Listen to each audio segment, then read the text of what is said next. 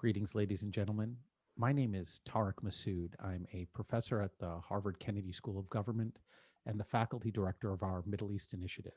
And it's my distinct pleasure to welcome you to tonight's event, the fourth in a series of conversations being led by Middle East Initiative Senior Fellow James Snyder on art and culture in the Middle East. I'm going to turn it over to James in a moment for him to introduce tonight's guest, the distinguished and decorated Palestinian architect, Senan Abdelqader. But I just wanted to give everybody a brief sense of what it is we are doing in this series. This series has two goals. The first is for us to explore a dimension of life and society, Middle Eastern societies, that moves beyond the political and gets us in touch with art and culture and a whole host of things that are not ordinarily the set of concerns that we focus on here in the Middle East Initiative.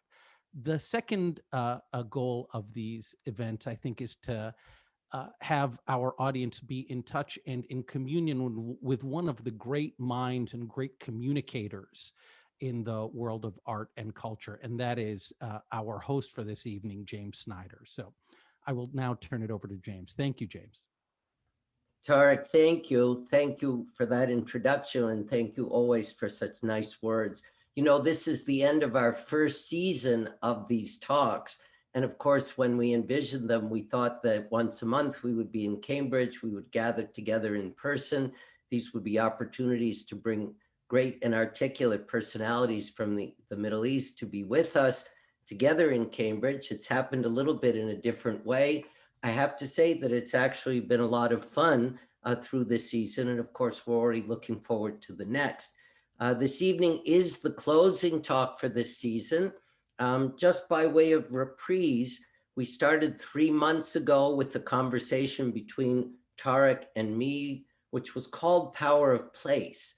And that conversation was really about the influence of landscape and architecture on one's worldview.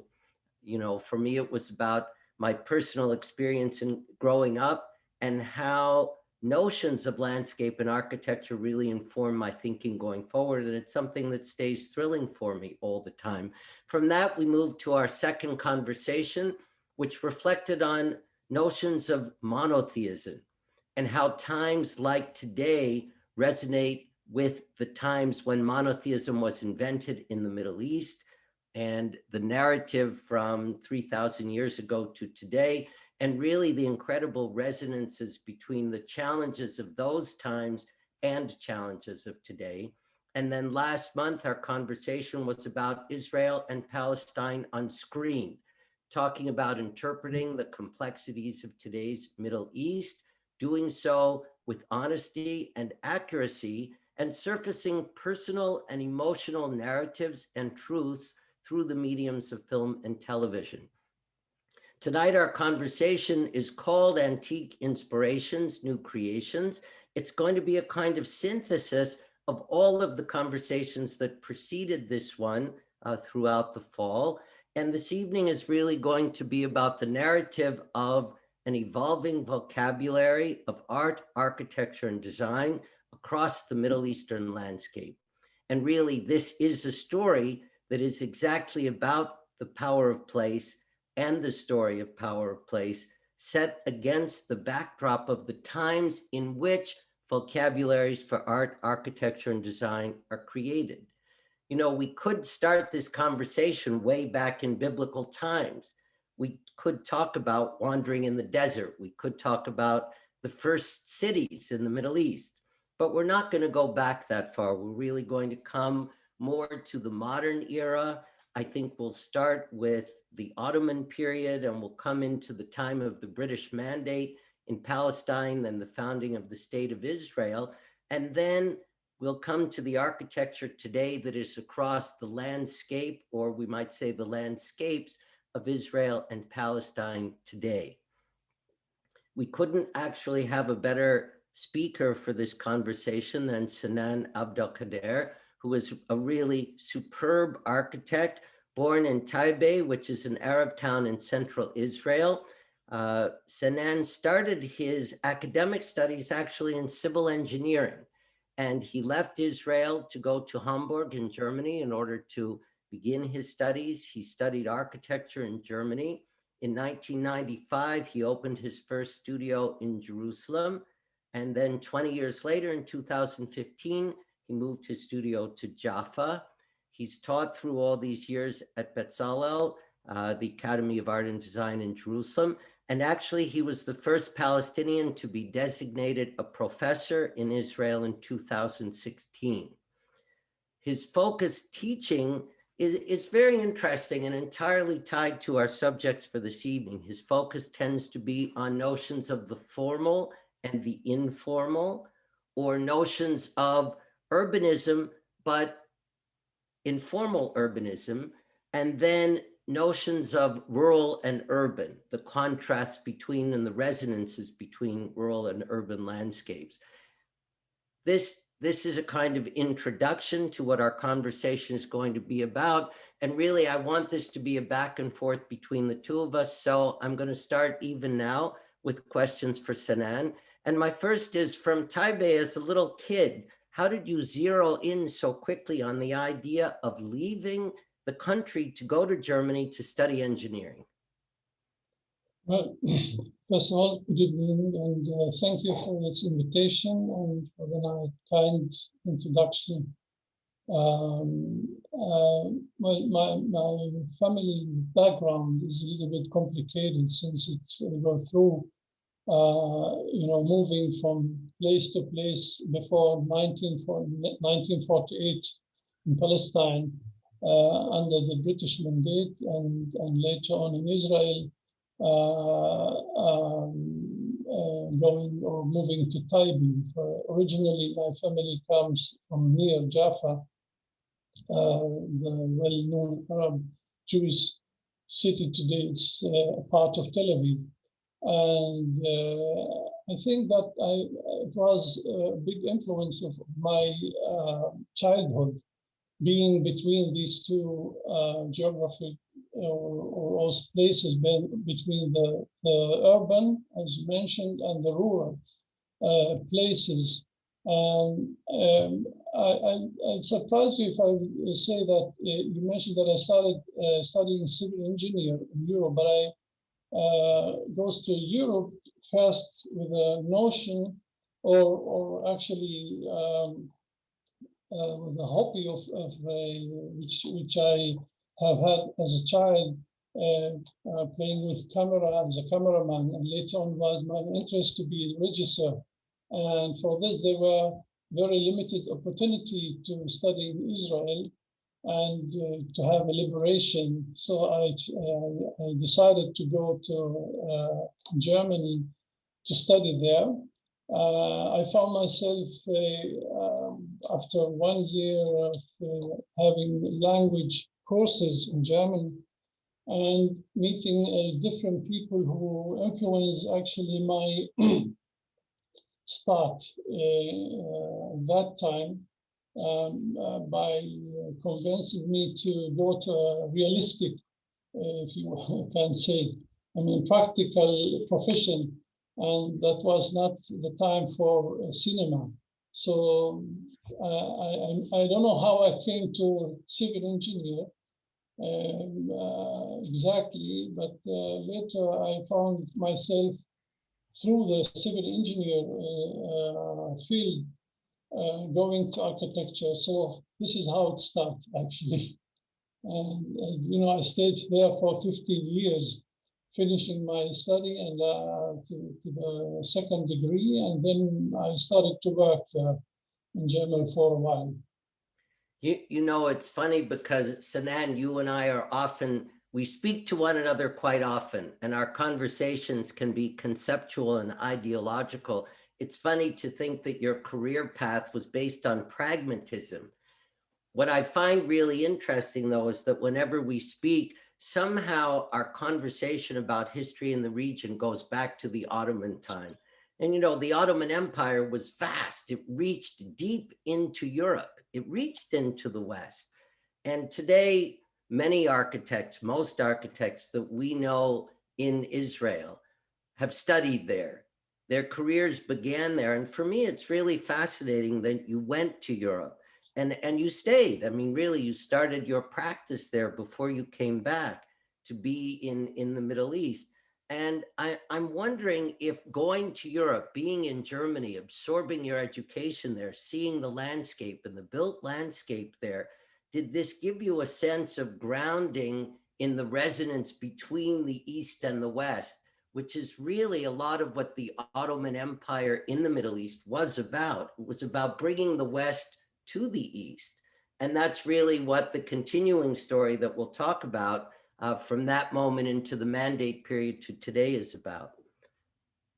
Well, let me say that actually I don't like very much the dichotomy between East and West, but anyway, of course, there were a big influence on our part of the world, beginning the modern era, gaining the tools from the Eurocentric knowledge, and that began also in the Ottoman Empire era in 1820. So I think that the modernism began also in Palestine. That time, many of our professional people goes to Europe to study, and I think this influenced the language we use later. And of course, when I came in the 80s to Europe, it was so technically and you know, in each sense was very advanced, that I profit from this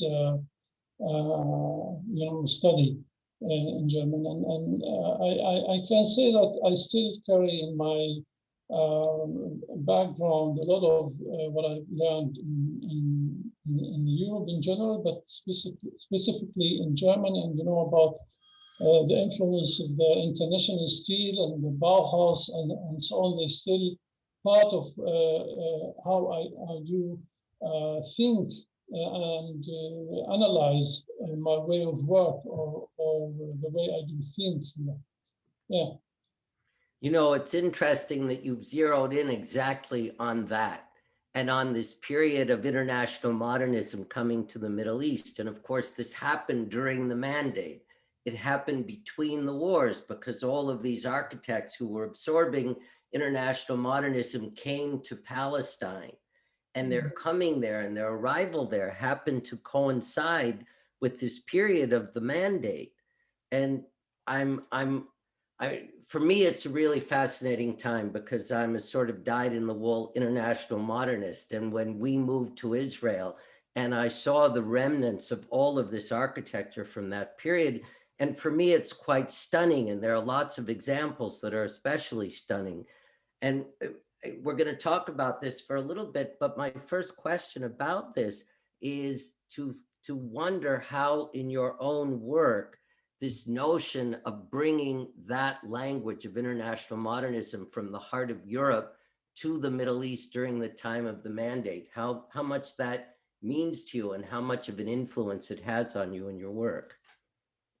Yeah, honestly, before I came to Europe, I have had no idea about architecture in general, as I mentioned, but also, and especially about the modern architecture, or to differentiate between the local architecture, what I experience in the rural side, and the urban one, which it was already in those modern cities in Palestine, Haifa, Jerusalem, Jaffa, Beersheba, and so on. These cities today, nowadays, are mixed cities, Jewish and Arab. And the modernism started already in the Ottoman era, where actually the cities were connected and with the railway trains and There were also new institutions established, and there were also European architects who brought from Italian, France, and England to do architecture. So this began in about 200 years ago. And I realized I would say, the similarity when I came back after I studied architecture, how that shaped our space and the Orient context. And of course, it's still also the what we call in Germany Maßstab. I mean how do you call it? The scale. The scale of the space is very influenced, since it was a kind of transformation from a very small scale into middle scale, and nowadays a large scale. So these different scales are part of this environment transformation. And I think this is what mainly possible by moving from in the history toward the modernism, and still, of course, working on our cities and shapes of our cities. And yeah, I think that you can't imagine the place now without having this background of architecture. Senan, before you left to go to Germany, before you went to study there, did you have a sense of this meaning of architecture, of this power of architecture, as you would travel around in Israel as a kid, as you would go from Taipei to Tel Aviv to Haifa? When Tina and I first arrived in Israel in the mid-1990s, of course, this was part of for us, this was part of our vocabulary. It was part of our thinking. So we were stunned to see these very powerful examples. But do you recall, as a young guy, just seeing these buildings? Did they move you in any way? Yeah, of course. I mean, moving from rural sites, from small towns in Palestine, going to the big city,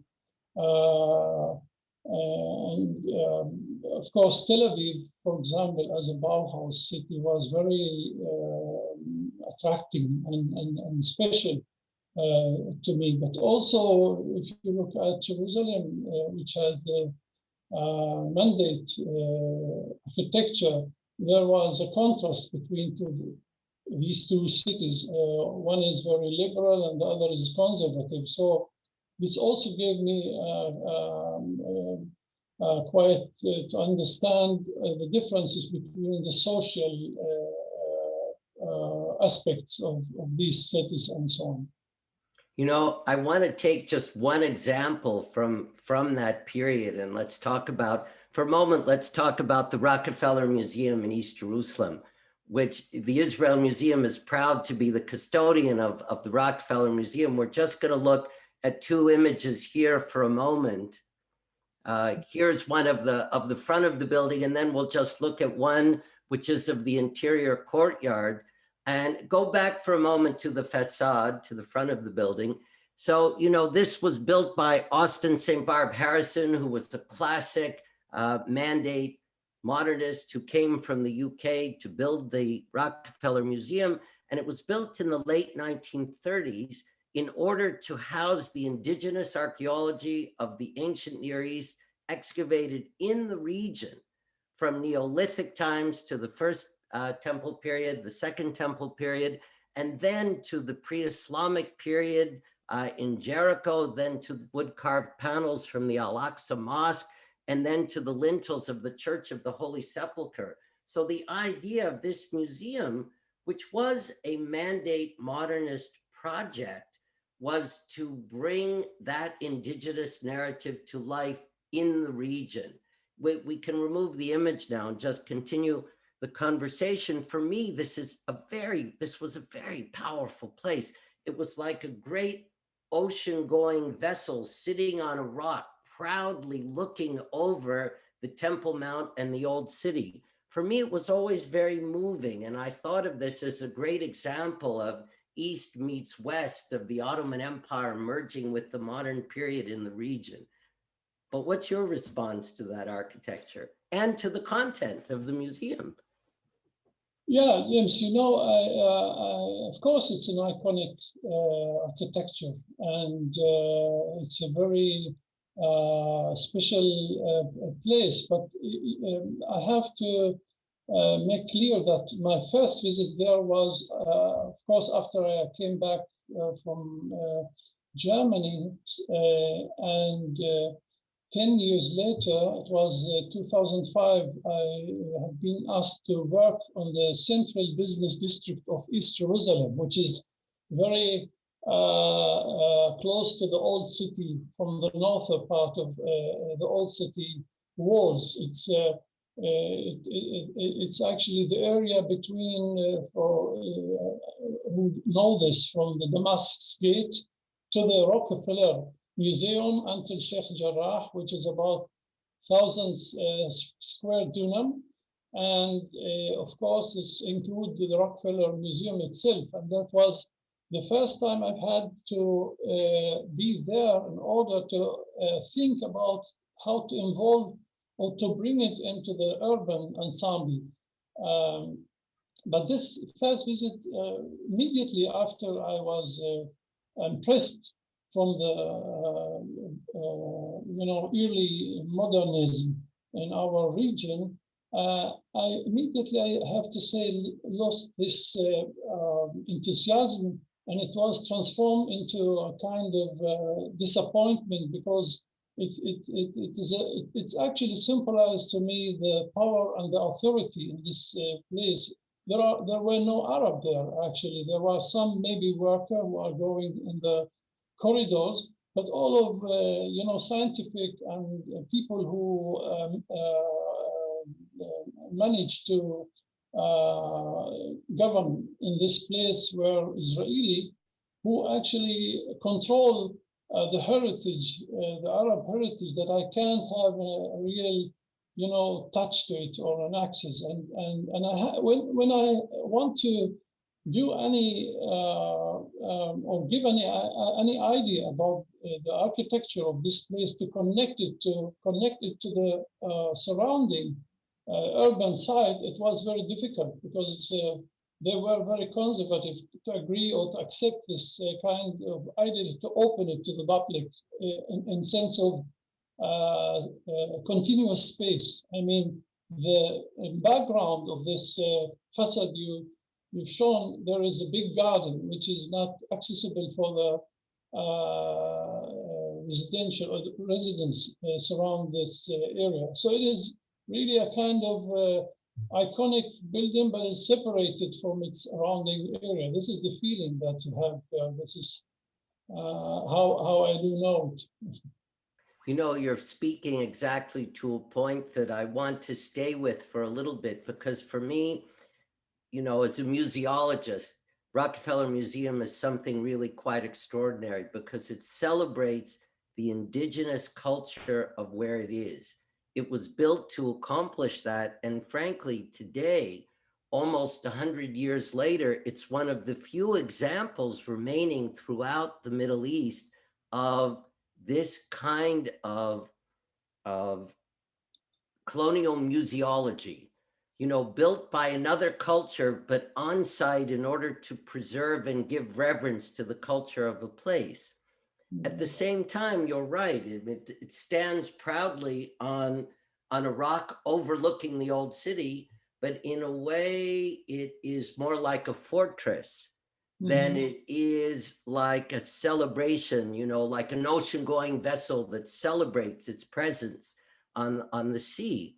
That is true. Again, at the same time, it is there, and it really preserves the heritage of where it is. Politically, it's quite interesting. It was built in 1938 during the Mandate. In 1948, it became part of Jordan. In 1967, it was put under the custodianship of Israel. And since that time, the Israel Museum has been its keeper. And the museum is its keeper with the responsibility to preserve it intact for the future, so that that art and archaeological history remains. At the same time, there is really a question of how it relates to our architecture and urban planning for where it is and for the urban and rural landscape of people who live where it is. You know, in all of your own focus, in your academic focus, which is always about the formal, the informal, the rural, and the urban, how does your thinking about all of that relate to an appreciation for what's happened to architecture since 1948 and the founding of the state, and through today, where it really is about defining an architecture for Israel today and for Palestine today? Well, first, let me just make a note about preservation terminology. This is a quite big dilemma in general for the Arab culture in Israel, to me, especially when it's come to architecture. Preservation is a quite active controlling again. It's not the culture itself who preserve or even invent or restore it's doing. Someone else who's taking your heritage, your work that you do, and manipulate with it as a museological act. So we are standing there and watching our heritage without being involved in doing this. Not who said that we want to preserve? Maybe we want to renovate or make some transformation of it. So in this sense, the act is very formal in a way that the population, especially the Arab, are not involved in such cultural doing. And because of this, on the other hand, they try to resist their being with creating their own spatial environment. And by this, it's became very informal because they actually do not follow always the rule that the state imposing on their place. Because maybe until the recent 10 years, there were no real urban active planning to our Arab space. So there were no exact definition what's urbanity. The state of Israel defined us as a rural society. By this, we have to keep a minority, and there is no expansion of the territory. And so you find that most of the population, with the natural growth, they need to expand their space for living. And then you see that most of the built environment is, in this sense, informal. It doesn't follow the rule of urban planning. And there are many towns that it was tolerated. In Jerusalem, it's a special case where the municipality found this is as an illegal construction. And then the result was to demolish all of these settlements or informal spaces. And I took it as a challenge to learn about, to bring it to the academy and to show my students that there is also a different kind of architecture that is local culture practicing it. And there is no recognition for this kind of architecture. I'm not romanticizing now the way it's done, but there's still a need to understand how it's done in order to know how to maybe legalize this informality and to go with it further to a formal, better architecture. You know, I really want to stay with this point because I think it comes to where we want our discussion to focus now. And I think I want to look first at Jerusalem, East and West, as a kind of microcosm of what you've just described, but then to look more broadly at Israel and Palestine. You know, in my own view, if you look at Jerusalem, East and West, you know, if you stand at the old city and you look just to the west and just to the east, in the west, you see this evolving architecture, which is the architecture of Israel today. You look to the east and it feels a little bit frozen in time. It's not that things haven't changed there, but you don't feel that change so much. But if you look at it architecturally in a formal sense, you're right. But I did a study about Jerusalem. I took a strip along east-west, strip from the entrance of the city Jerusalem, where Lifta village is, where Calatrava bridge, until the eastern part of Jerusalem, where the village of Arab al-Sawahir al-Mukabbir. And I found that along the history, there were about 6 urban fabrics from the Ottoman era. I'm looking just for during the Ottoman modernism until today. And each of these part of the strip is a kind of completely different city structure. The old city form and pattern began from inside to the outside. I mean, what defined the public space and the pattern is the private construction of houses and even public places or buildings like mosque or other function. And this is what shapes the old city within its old wall. So the Architecture Act is from inside to the outside. It's also explain a different culture vision and culture perspective. When the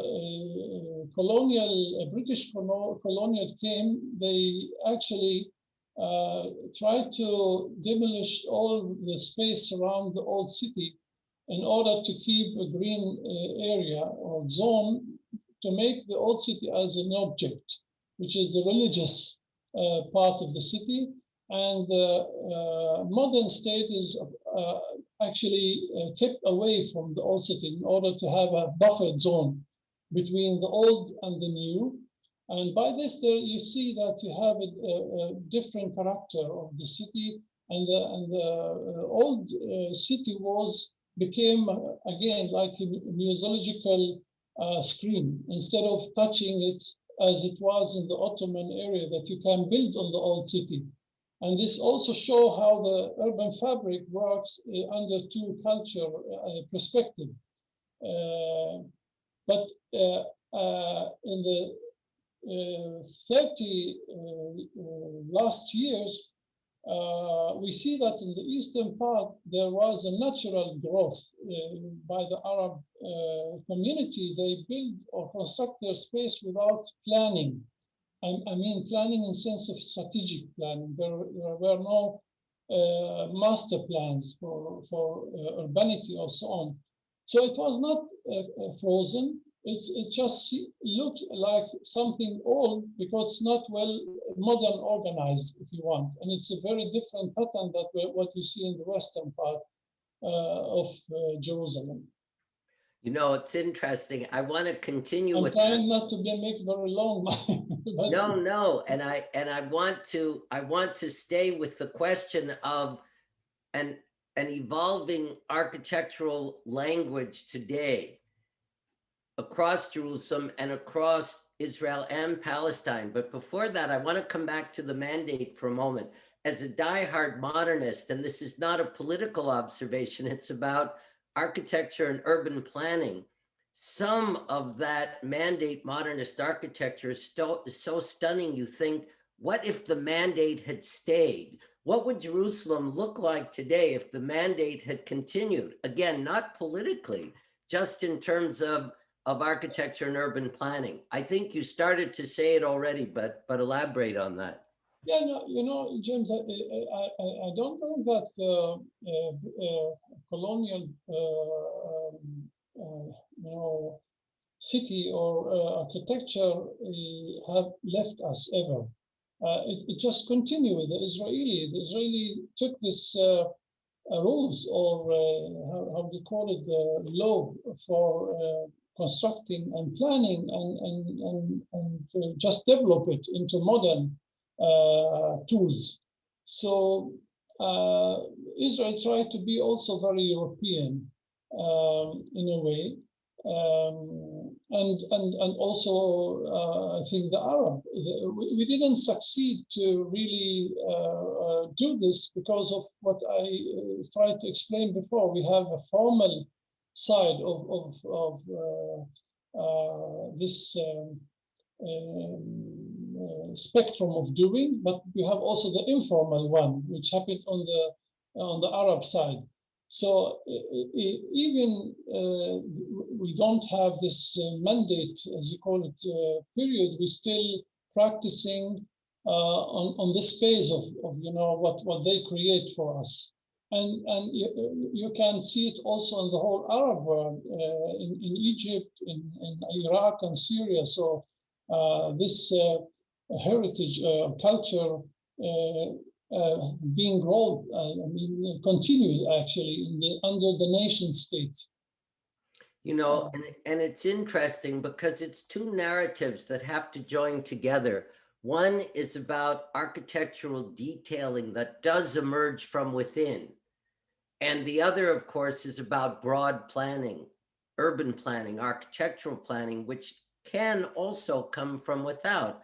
And that's what you're describing now. And, you know, I want to step for a moment to how we met 10 years ago and why we met, which also takes us to your own architecture. You know, 10 years ago, we were finishing the renewal of the Israel Museum. We had brought Jamie Carpenter from the US to be our architect, and his signature statement for the architecture of the new entrance pavilions as you come into the campus of the museum was all about taking Messian international modernism, and we do have a few images here so we can show them, and creating a kind of, and creating a screen wall.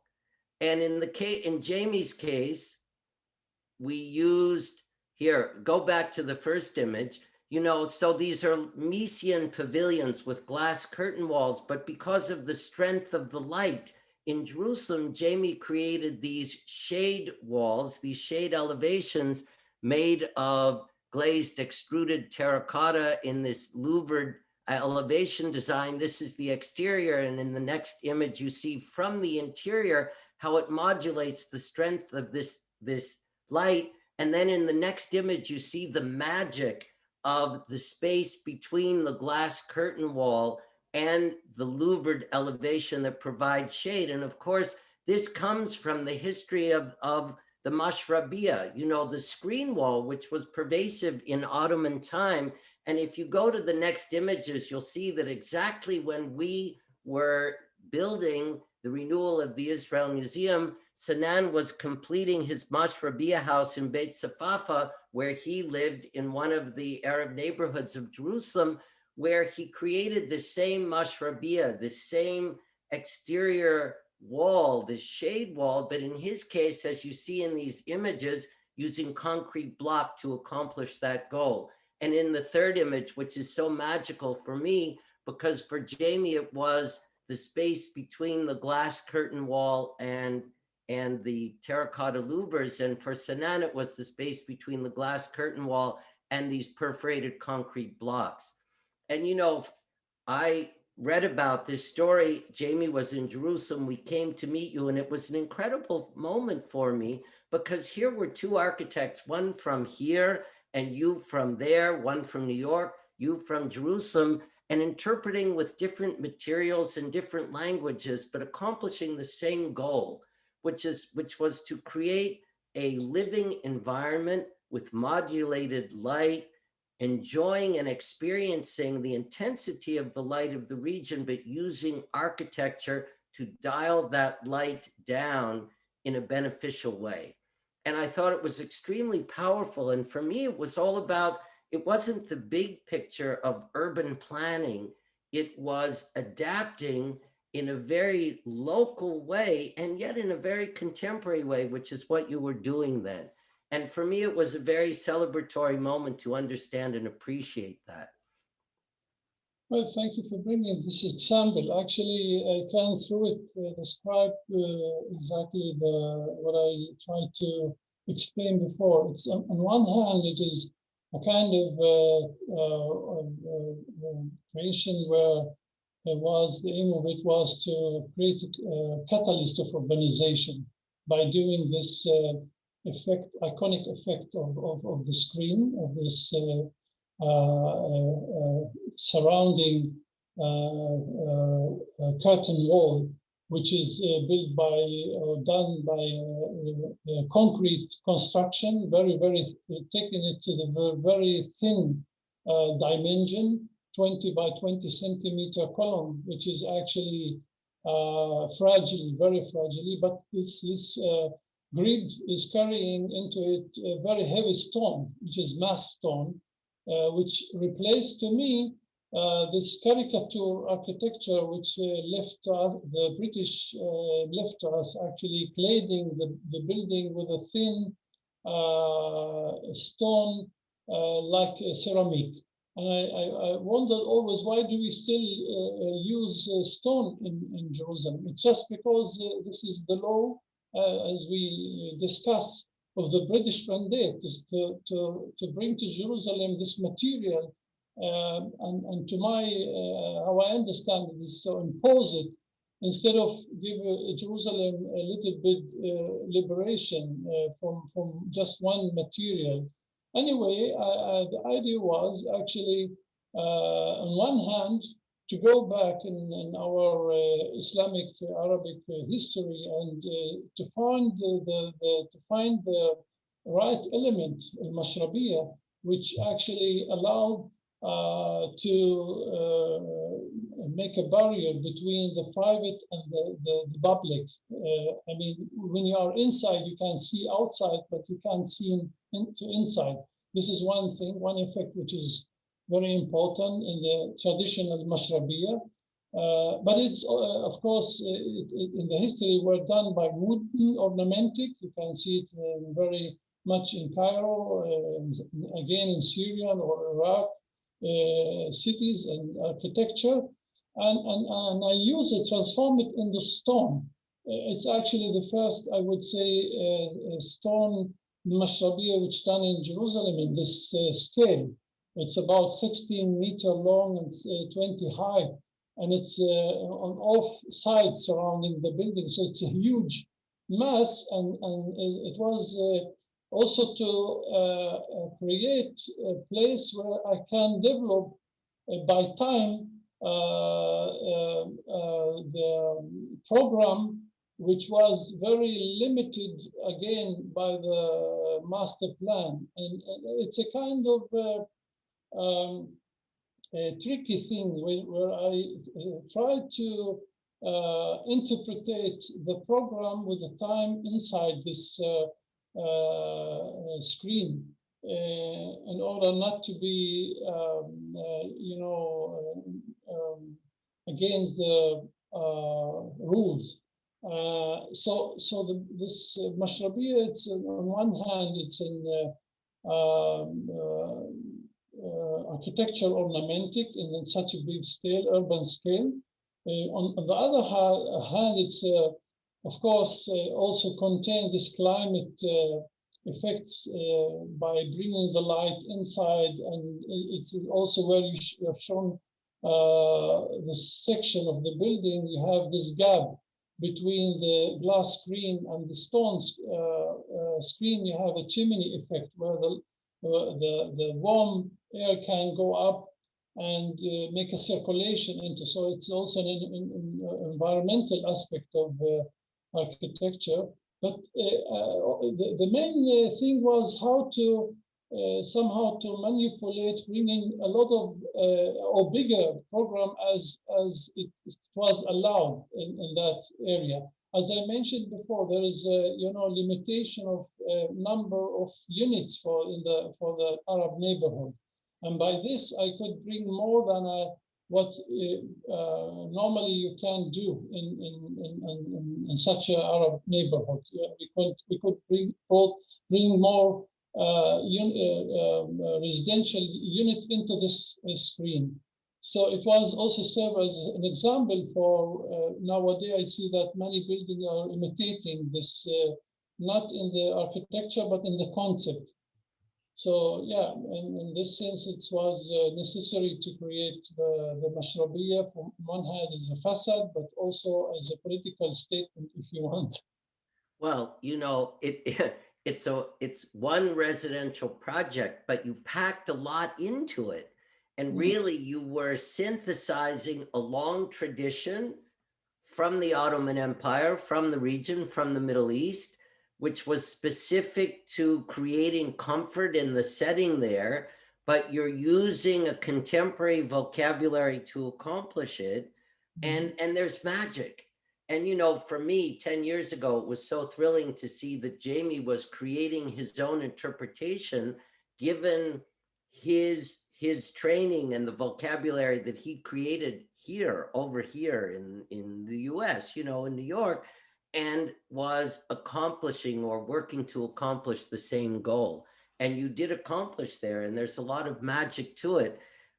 How did your neighbors feel about the house?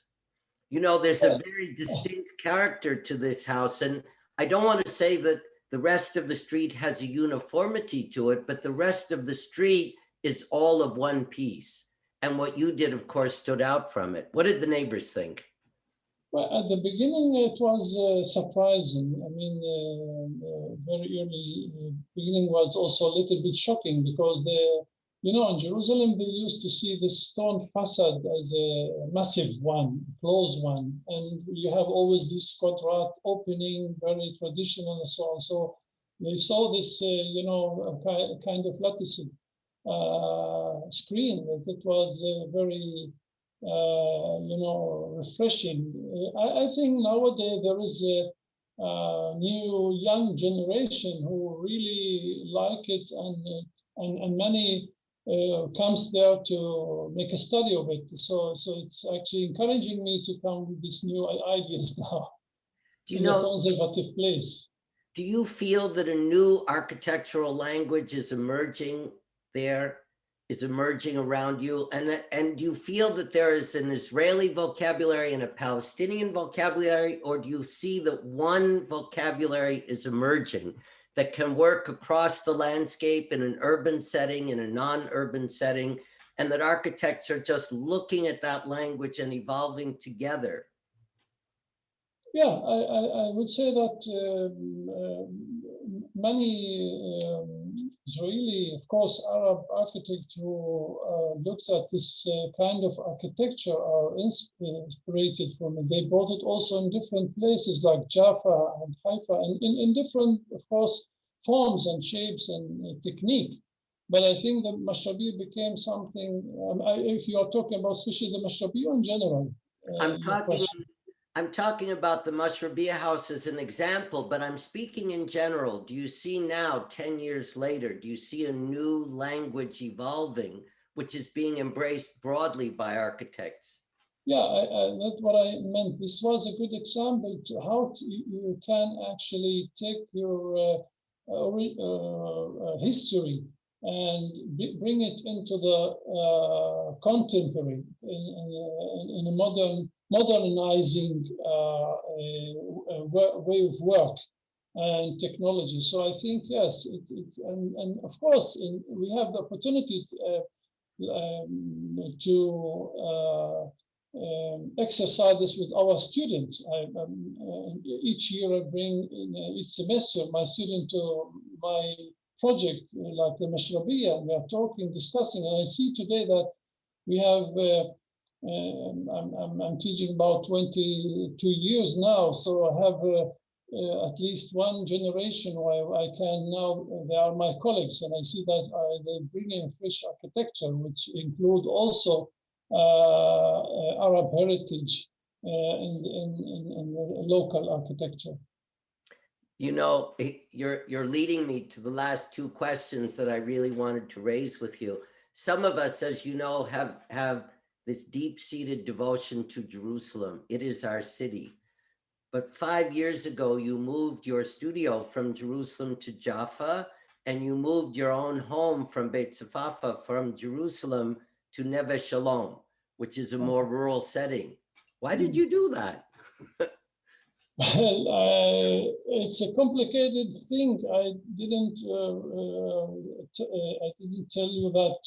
I mean, the whole story about being in Jerusalem, it was a struggling time. Since my experience was a unique one as an Arab architect who have had the opportunity to work with the Jerusalem municipality, I was challenged by doing 2 or 3 neighborhood master plans in East Jerusalem. And I actually, since I brought the civic society and the population into the Arab population into this planning process, this creates a lot of complex work. There were no acceptation between both parts, the municipality as an authority, Israeli, and the Arab population who are not represented into the Israeli policy or politics. They have no representation. So you are doing the work involving the community, but you have no control on the result, because at least if you do all the work, and as we did in this master plan, and we succeeded to do a good work with the local community, at least who is taking the decision is another one. It's actually who doesn't really want you to be part of this urban complexity. So I found myself doing a lot of work with a amount of energy, but without succeeding to realize it. And this, I've been called as a troublemaker, as an architect. I'm always bringing a lot of,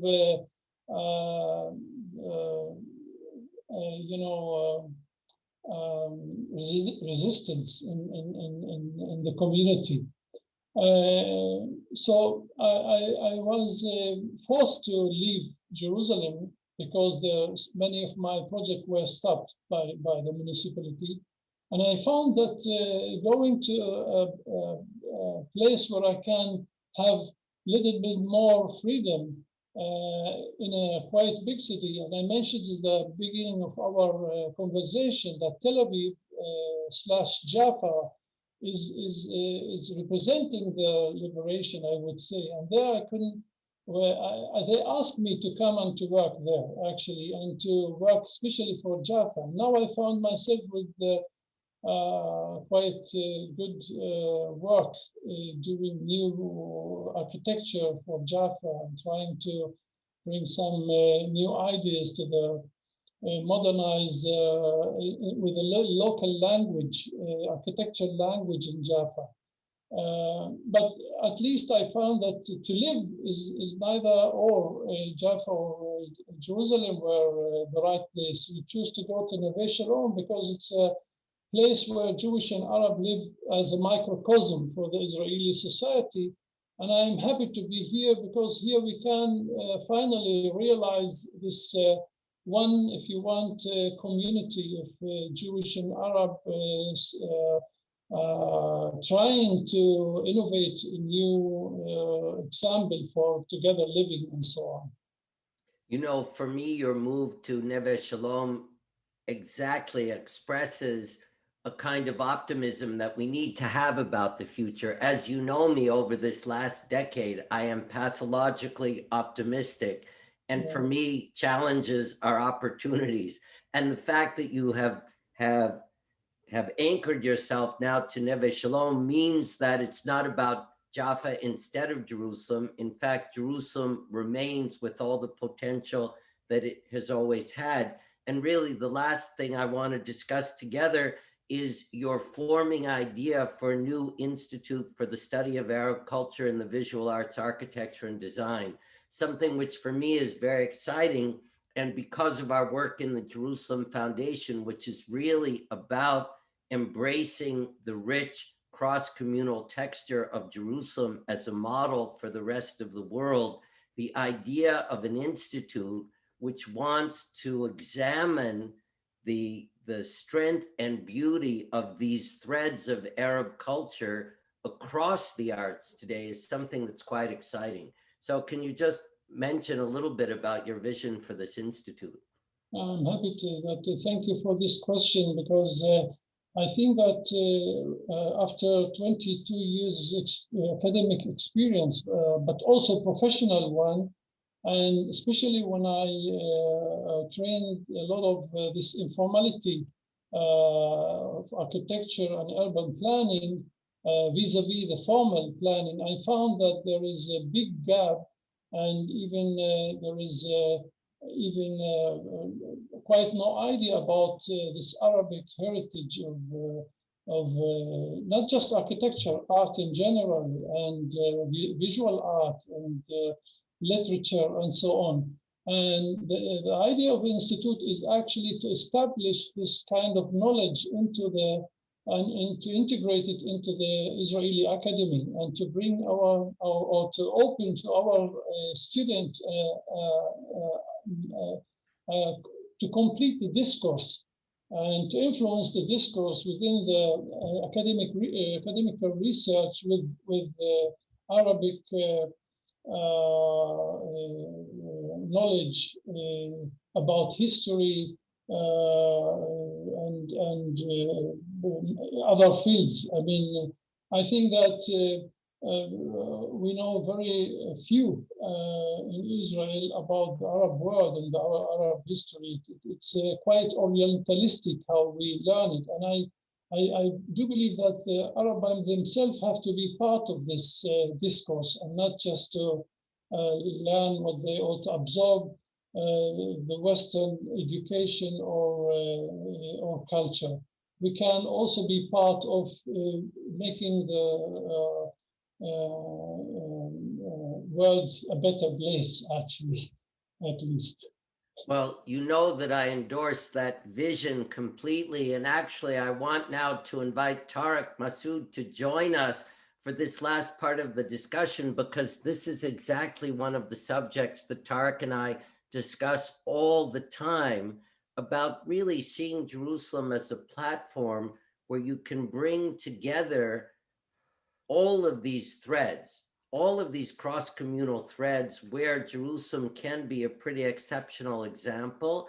And I do agree completely with you that looking at this long heritage of design and architecture through history in the region can be very exciting for looking at what's going to come next. So Tariq, do you want to join us? And perhaps you have a comment to make. Thanks. Thanks very much, James and Senan, for a really tremendous and illuminating discussion. Senan, I'm really interested. You know, James and I have an ongoing tension in our discussions where James views, I think correctly, Jerusalem as this extraordinarily beautiful place full of possibilities of cross-cultural commingling and communion. And I definitely see that. He's converted me to that. But I also see in Jerusalem the flip side, a dark side that is about the hardening of boundaries between people, etc. And what has been interesting in the conversation that you and James have had is that we've seen both of these sides. And so you've definitely talked about your own work as the fruit of that kind of cultural fusion that happens in an extraordinary place like Jerusalem. But then you also talked about how politics limited your ability to really fully express that and embody that. And I was wondering if you might just talk a little bit more about your experiences with the municipality and what exactly happened. Well, maybe few people know that master plan of Jerusalem, I mean the Great Jerusalem, how the Israeli like to call it, with it include all of these historic villages, Arab villages also, from Beit Safafa until Beit Hanina and Shafat and so on, is based on one of its rules is to limit the natural Arab population growth and what we call actually a demographic balance. So it is formally written in this master plan that the Arab population cannot be more than 30%, maybe today 35 or whatever, because it's naturally became during the time a bigger population. And the fact that the planning based on this concept means that you can't expand any Arab neighborhood in an urban plan. What happened in reality, that what I all the time try to explain, instead of this, is that people are constructing all the time, and by this became this informal phenomena.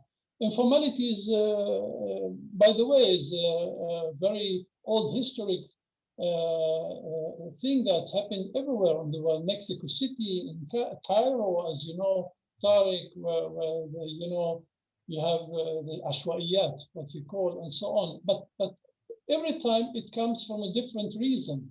It's about economical reason, about immigration reason in Istanbul city, in Mexico City, because of this, you know, to move or to the immigration to the big city and so on. In Jerusalem, the informality comes not because of economical or immigration.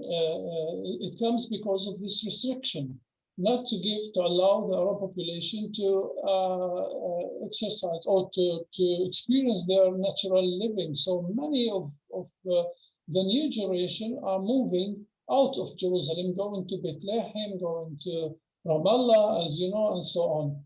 And when I came with this, you know, experience to work on a new plan for one or two neighborhoods, I was facing this, at least this, the core of this concept is not to give these new emerging settlements the right to build as much as they can. I mean what we call nominal number of normal growth. So you can plan what you want, and at the end you cannot succeed with this plan. So this was very frustrating. I cannot go.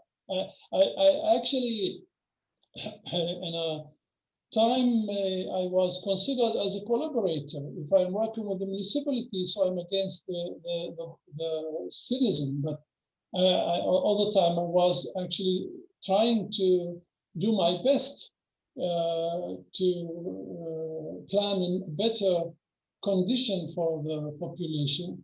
And when it's fall down, so I couldn't continue doing this.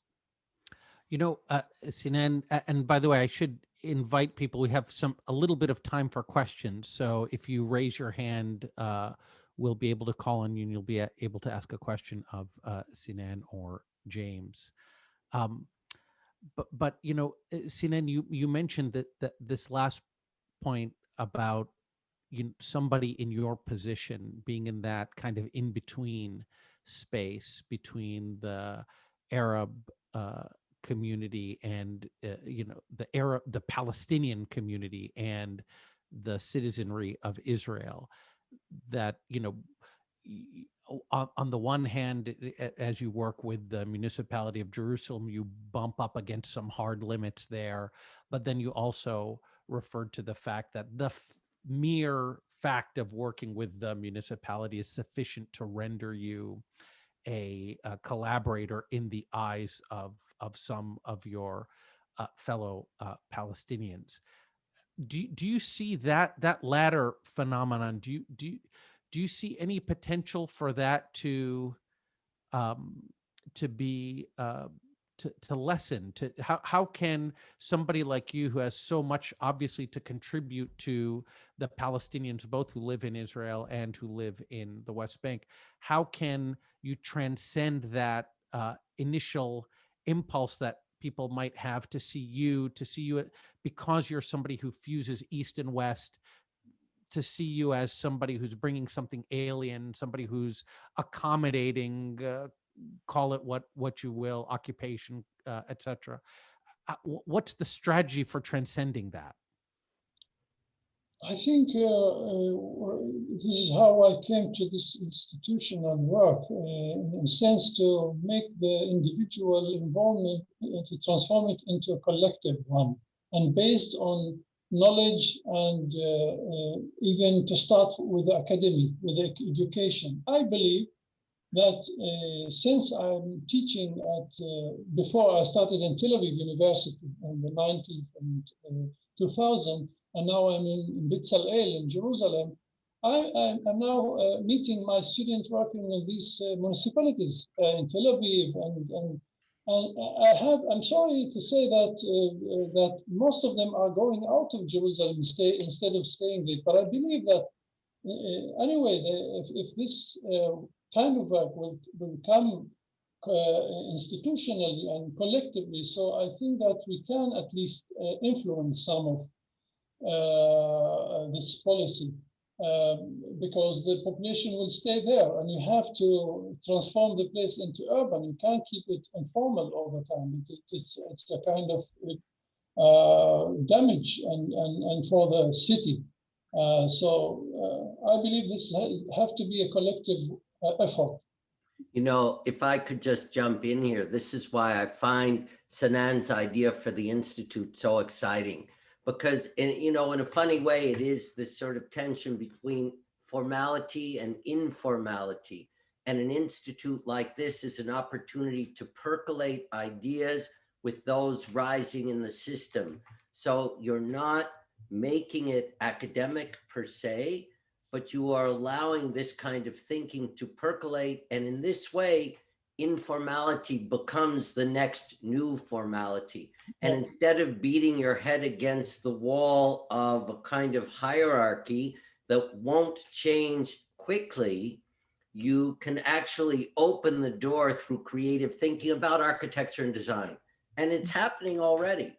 This can be our next, in our second discussion, we can talk with excitement about how this is already happening, and students are rising and they are producing work which is doing this. So it's not about whether or not a municipal administration is saying yes or no to something. It is that it is happening, and it will become the next glossary of architecture and urban planning in the region. That's great. So we have some questions. So again, just to familiarize everybody with this system that we're probably all very familiar with, you can raise your hand by clicking on the bottom of the screen, the participants tab, and you'll see something will open up on the right-hand side of your screen, allowing you to raise your hand. So the first question I have is from John Lamb, and so I'm going to ask you to unmute yourself. Go ahead, sir. Thanks for a very interesting discussion. I was just wondering, is it mere serendipity that your first name is Senan, or were you actually named for Senan Pasha? That's the first question I asked him when we met, by the way. Senan is originally an Arab name. It's a very old, may you help me, Tariq, with interpreting or explaining what Jahili, before the Islam. Yeah, pre-Islamic, it means like arrowhead or spear point or something. Exactly, yeah. Exactly. Yeah. So the Turkish or the Ottoman took it in their, language or culture. So purely coincidental. purely coincidental that you are named after the Yeah. greatest Ottoman architect. I never thought that I would be as an architect, as I mentioned. It's incredible. Tarek, nothing is a coincidence. That's So, Sometimes it just takes time to recognize the plan. yeah. okay. Was that the question, John, or was there a follow-up to that? Sorry, you're muted, John. That was the question. Okay, great question. Thank you. Just wanted to make sure. Okay, next person I have is our pre-doctoral fellow at the Middle East Initiative, Chagai Weiss. Go ahead, Chagai. Hi, Senan, James, and Tarek. It's great seeing everyone. So, Senan, I had a question for you. To what extent do you think that the nature of Palestinian architecture within Israel is impacted by the fact that students, for the most part, attend Israeli Jewish institutions like the Technion, Tel Aviv University, Hebrew B'Tzalel, and so on and so forth. And then when they start practicing, their development has to go through bureaucracies and committees that are explicitly Israeli and explicitly Jewish.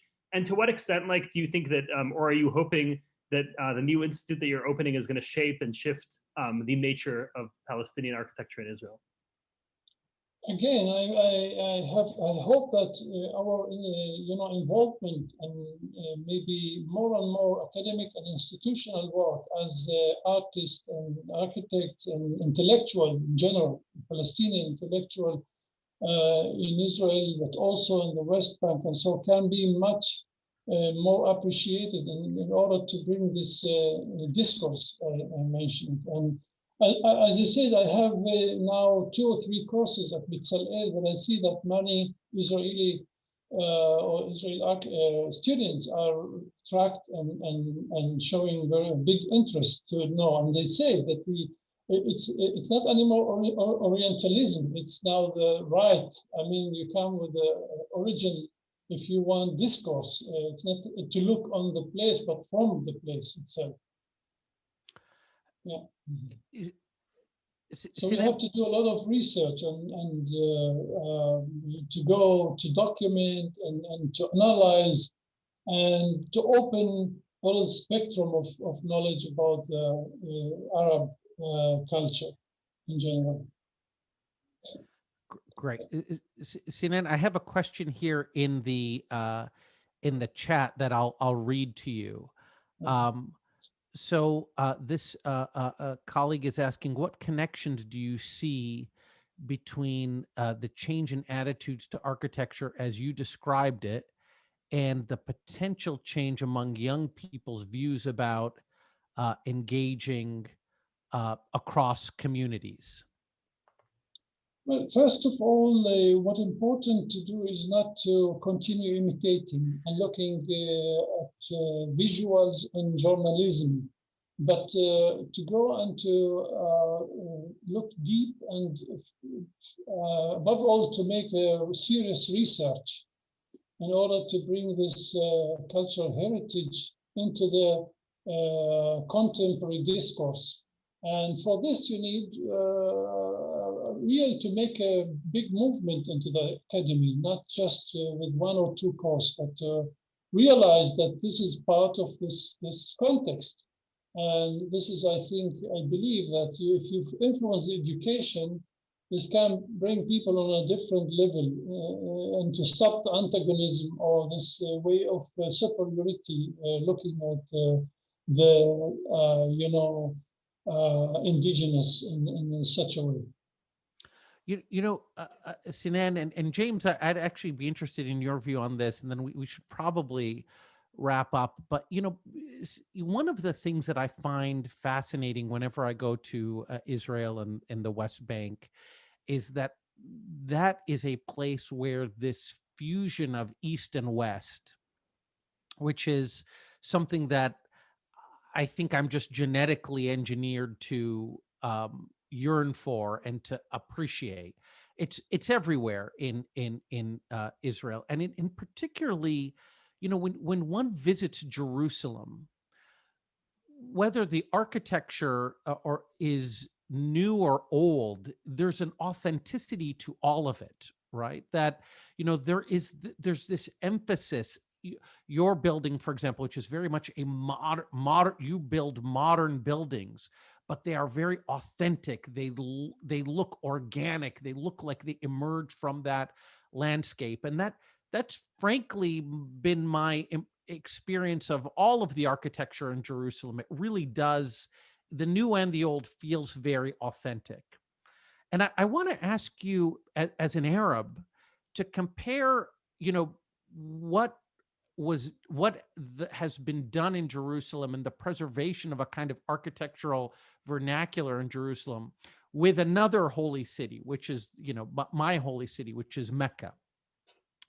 And what we see in Mecca is not that at all. What we observe is the erecting of grand edifices and big clock tower that looks almost like Big Ben, etc. And so the provocation I want to render here is, when we see in Jerusalem that the Israeli authorities impose a kind of architectural vernacular that is authentic, right? Are they expressing an idea that is actually Western, a kind of Western belief in having an architecture that melds with and emerges from the landscape, and that, in fact, when we Arabs are left to our own devices and can choose whatever architecture we want, we actually don't pay any attention to authenticity? Well, in Israel, there were historically some cultural, especially architectural movement since the establishment, even before the establishment of the State of Israel, when the Jewish architect came from Europe, from especially Germany and the Bauhaus. They started thinking about architecture in a very modernist way. They brought the international and Bauhaus style to Tel Aviv and many other places, of course. But with the time, I guess, after the establishment of the Israeli state, there became also a movement which criticized this movement that they brought the European international student. They believe that they have to be or to belong to the origin of the nature or heritage of the nature of the place. And it was, they spoke about the Palestinian history of architecture, and they even tried to imitate it. You can, in Jerusalem, see in many parts of or neighborhood that they use this stone, hammered stones, that it's shaped by this plasticity, and it was handmade work actually. And by this they create the most facades of the building. The proportion of the building tried to be as much as proportional to the site, not the high-rise building and units and so on. So I think that during this modern history, there were different cultural architecture movement. They have this discussion, serious discussion about the identity of architecture. And this is still until today. I mean, it keeps until today, but the question is, how can we shape a new and invent a new language to our commons or sharing together from these different identities which come from everywhere in the world within the Palestinian into a new architecture. This is where my interest is. It's really interesting because Senan's comment, Tarek, your question and Senan's response bring us full circle for this fall's series, because really the answer to this question is about the power of place. And over time, what gives Jerusalem this power is that it's a city built of its bedrock. And in the Mandate period, they did dictate that everything would be built of Jerusalem stone. And what it actually meant was that you could be forgiving in some ways about the quality of architecture. It could be good or bad, but in the end, what you saw looking across the landscape was a city rising from its bedrock, built of its bedrock.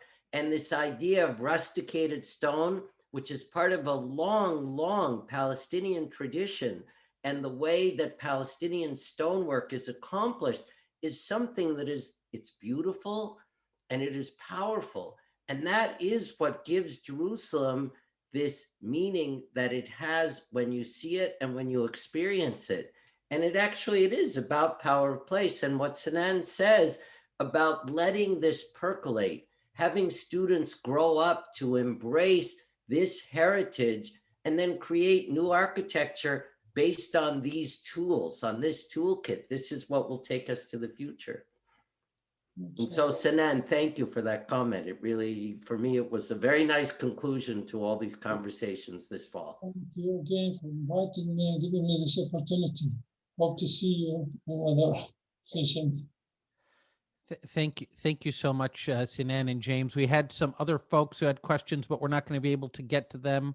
But hopefully we'll have other opportunities to engage with Senan in the near future, and so many more opportunities to ask questions and to explore his fertile mind. So thank you all. I hope you all have a great holiday and a happy new year, and we'll look forward to reconvening in the spring when our emergence from this coronavirus nightmare will be ever closer. So until then, thank you all. Thank you again, Senan. That was really wonderful.